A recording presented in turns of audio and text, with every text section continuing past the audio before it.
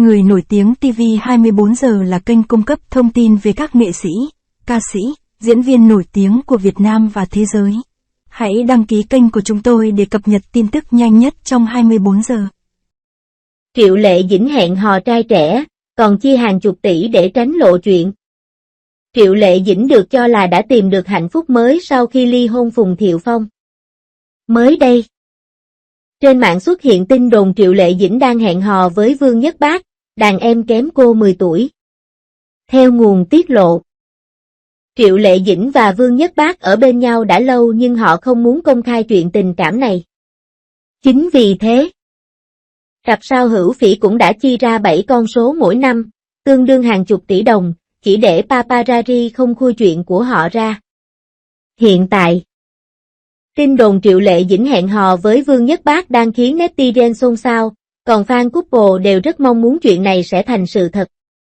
Truyền thông Trung Quốc cũng đưa ra những bằng chứng cho biết Triệu Lệ Dĩnh, Vương Nhất Bác từng cùng nhau xuất hiện trong concert của Trương Kiệt vào năm 2022 nhưng họ hay thời điểm bộ điện ảnh nhiệt liệt do Vương Nhất Bác đóng chính ra rạp, người đẹp 8X cũng đã kín đáo đến xem phim để ủng hộ cho ghê tình trẻ. Không những thế, hai ngôi sao nổi tiếng này cũng thường xuyên bị lộ chuyện mặc đồ đôi nên càng có nhiều người tin rằng họ đang hẹn hò.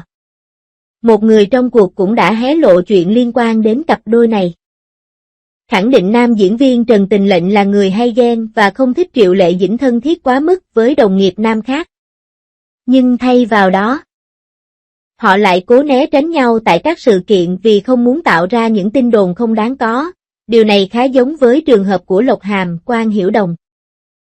Triệu Lệ Dĩnh và Vương Nhất Bác quen biết thời điểm hai người hợp tác chung trong bộ phim Hữu Phỉ vào cuối năm 2019. Mối quan hệ của cặp sao khá tốt đẹp khi Vương Nhất Bác luôn ân cần với đàn chị trên phim trường còn Triệu Lệ Dĩnh cũng không ngại giúp ngôi sao 9X quen biết với nhiều tiền bối trong và Vương Nhất Bác hẹn hò đã xuất hiện từ thời điểm năm 2020, khi đó nữ diễn viên 37 tuổi vẫn chưa ly hôn Phùng Thiệu Phong. Sau khi Triệu Lệ Dĩnh trở về trạng thái độc thân vào năm 2021 thì những đồn đoán xung quanh việc cô và đàn em về phim giả tình thật ghê cũng tăng lên nhanh chóng. Chỉ có điều trong suốt những năm qua, hai nhân vật chính đều chưa bao giờ lên tiếng về loạt tin tức tình cảm này. Bên cạnh đó, Trang Sohu cũng cho rằng những đồn đoán về chuyện tình giữa Triệu Lệ Dĩnh với Vương Nhất Bác dường như chỉ là suy nghĩ từ fan couple của họ mà thôi. Tuy họ khá thân thiết nhưng không vượt quá giới hạn bạn bè, Vương Nhất Bác luôn ân cần với bạn diễn chứ không chỉ riêng gì Triệu Lệ Dĩnh. Trong khi đó Triệu Lệ Dĩnh khi đã thân với ai thì luôn giúp đối phương nhiệt tình, nhìn từ trường hợp của Lâm Canh Tân thì cũng đủ thấy Vương Nhất Bác không phải ngoại lệ. Còn về đồ đôi, chuyện này đã do nghệ sĩ chủ động muốn mặc. Các thương hiệu hợp tác đều sẽ yêu cầu nghệ sĩ mặc trang phục của họ như một cách để quảng bá sản phẩm, không chỉ Triệu Lệ Dĩnh và Vương Nhất Bác mới có dịp mặc đồ giống nhau.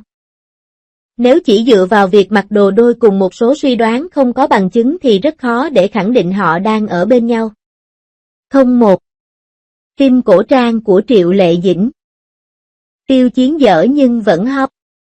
Chất lượng không đủ đảm bảo nhưng những bộ phim cổ trang này vẫn thu hút được sự quan tâm lớn. Dòng phim cổ trang luôn thu hút khán giả bởi bối cảnh hoành tráng, trang phục đẹp mắt và những câu chuyện tình yêu, quyền mưu đầy hấp dẫn.